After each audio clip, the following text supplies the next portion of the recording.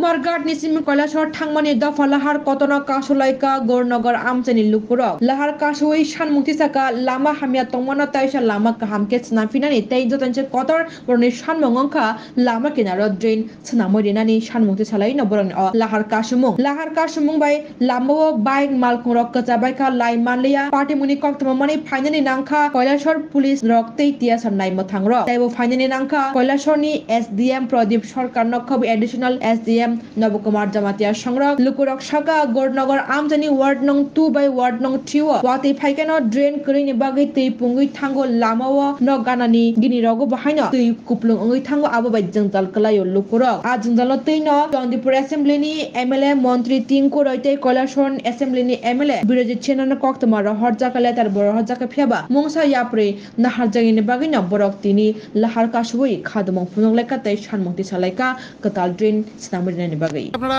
পথ অবরোধ করে রেখেছেন কি কারণে রেখেছেন? আজকে আমাদের মূল কারণ হচ্ছে কৈলাসহর থেকে কুমারঘাট যে রুটটা রয়েছে ন্যাশনাল হাইওয়ে রুট, সেই রুটটা আমরা পথ অবরোধ করেছি সকাল 9:30টার দিকে। এখন বেলা বাজে 11:44। কথা হচ্ছে আমাদের মূল দাবি গৌরনগরে আজ থেকে যখন 4 বছর আগে যে রুটটা যখন তৈরি করতে গিয়ে যখন কাজ শুরু হয় তখনই আমরা প্রথম দাবি রেখেছি এলাকাবাসী এই এলাকায় পানীয় জলের যেটা পানি জমাট হয়ে যায় সেটা সমস্যা, সেই সমস্যার সমাধান করতে হবে বলে আমরা প্রথমেই লিখিত আকারে ইঞ্জিনিয়ার সহ এখানে যারা আছে সবার কাছে দিয়েছি। মূল দাবি হচ্ছে গৌরনগর শব্দকর পাড়ার থেকে চিরাকুটি অবধি যে একটা ড্রেন আছে সেই ড্রেনটা করে দেওয়ার জন্য।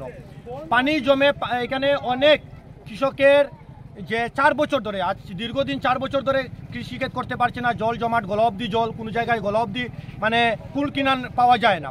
দ্বিতীয়ত গৌরনগর যেটা আমাদের বিডিও অফিসের রুটটা যেটা বলা হয় বা ডিএম অফিস রুট, আমাদের এখান থেকে গ্যাস এজেন্সির সামনের থেকে আপনার সার্কিট হাউস পর্যন্ত যে রুটটা রয়েছে রুটের অবস্থাটা বেহাল। এসপি ম্যাম থেকে ধরে ডিএম স্যার ধরে বিডিও মহাশয় থেকে জেলা পরিষদের আধিকর্তা থেকে সমস্ত প্রশাসনের ব্যক্তিরা দেখেন। এটা নিয়ে আমরা বারবার লিখিত আকারে মিনিমাম 50 খানা আমরা চিঠি পাঠিয়েছি। ত্রিপুরা বিধানসভায় এই কথাটা উঠেছিল, মাননীয় মন্ত্রী বিধায়ক টিঙ্কু রায়জির কাছে চিঠি পাঠিয়েছি আমি নিজে।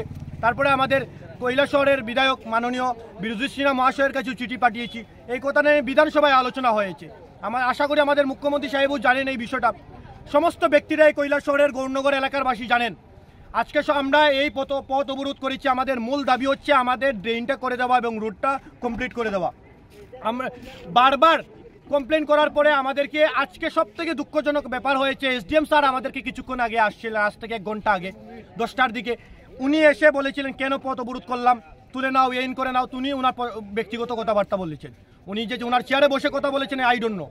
লেকিন কথা বলার পরে আমি বলেছি স্যার আপনার কাছে লিখিত আকারে দেওয়া হয়েছে, আমাদের ব্যক্তিরও কথা বলেছে যে লিখিত আকারে দেওয়া হয়েছে। উনি ডাইরেক্টলি বলেছেন এসডিএম স্যার যে না আমাদের কাছে কোনো লিখিত আকারে দেওয়া হয়নি। তাহলে আজকে আমার কাছে প্রমাণ আছে, উনি আমাকে জাটাক মেরে কথা বলেছেন এবং এসডিএম স্যারের সই এটা আপনারা দেখতে পাচ্ছেন। এটা আমার কাছে রিসিভ কপি জেরক্স আছে। এসডিএম স্যার কিভাবে বললো উনি জানেন না, কিন্তু উনি কিভাবে সইটা পড়লো এই কাগজটা না জানে উনি সইটা দিতে পারেন? আমি এটা আই ডোন্ট নো, আমার জানা নেই বা আমাদের কারোর জানা নেই এটা কিভাবে আসলো। দ্বিতীয়ত কথা হচ্ছে আমরা যতক্ষণ পর্যন্ত আমাদের দাবি যতক্ষণ পর্যন্ত মানা না হবে ততক্ষণ পর্যন্ত আমরা এই গৌরনগরের এনএইচ রুট পথ অবরোধ করব।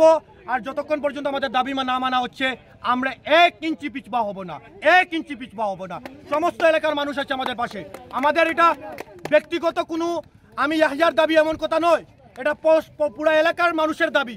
এই পুরা এলাকার মানুষ প্রায় 200 ফ্যামিলি আজকে ভুক্তভোগী, অনেকজনের বাড়িঘর ডুবে গেছে। আপনারা প্রমাণ দেখুন, গিয়ে দেখুন, সার্ভে করুন।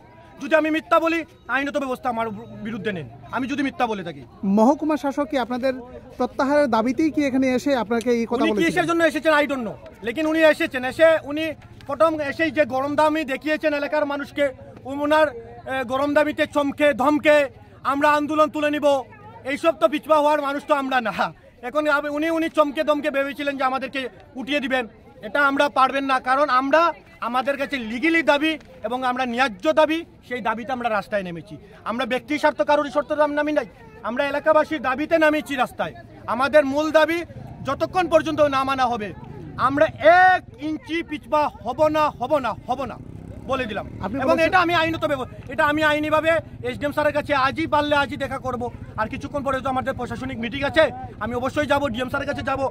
এবং আমাদের কাছে ভিডিও ফুটেজ আছে যে এসডিএম স্যার নিজে বলেছেন, আমার মোবাইলে আছে, এসডিএম স্যার নিজে বলেছেন যে এটা আমি জানি না, এই ঘটনাটা এই ড্রেনটা করে দেওয়ার জন্য আমাদের কাছে ওনার কাছে কোনো লিখিত আকারে কোনো কিছু দেওয়া হয়নি এলাকাবাসী, এটা তিনি নিজে দাবি করে গেছেন। আর আমার কাছে আছে যে উনি নিজে জানেন বলেই তো উনি সই দিয়েছেন। ভাই আপনারা বলুন, মিডিয়ার আপনারা আছেন, জিজ্ঞাসা করুন, বাকিটা দেখা যাবে কি হয়। আমাদের ন্যায্য দাবি মানতে হবে। আমাদের যে রাস্তা, আমাদের এখন দাবি মেনে নিক, কাজ চালু করুক, আমরা এক্ষুনি রাস্তা অবরোধ তুলে নিব। কার আশ্বাসে আপনারা পথ অবরোধ থেকে উঠবেন?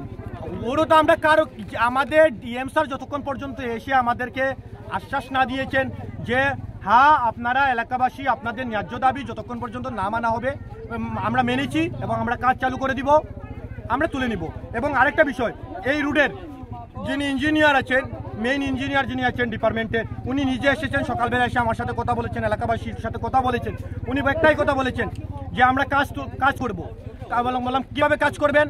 কাজটা হচ্ছে উনি যে চেয়েছেন গাড়ি কি বলে পগলেন নামিয়ে ড্রেন জাস্ট মাটিটা তুলে পরিষ্কার করে দিবে। দেখেন এটা দুবার করেছি আমরা অলরেডি, ওদের যে আধিকর্তা যারা আছে ওদের কাছ থেকে আমরা দুবার তুলেছি মাটি তুলে। আজকে এখন বারিশের সিজন, আবার মাটি ধুয়ে লুজ মাটি, ওইসব লুজ মাটি ধুয়ে আবার নিচে চলে যায়, তাহলে আলটিমেটাম তো লস হচ্ছে না, কাজ কিছু হচ্ছে না। এটাই ব্যাপার, বাকিটা দেখা যাক কি হয়। ঠিক আছে, ধন্যবাদ। হ্যালো, আমি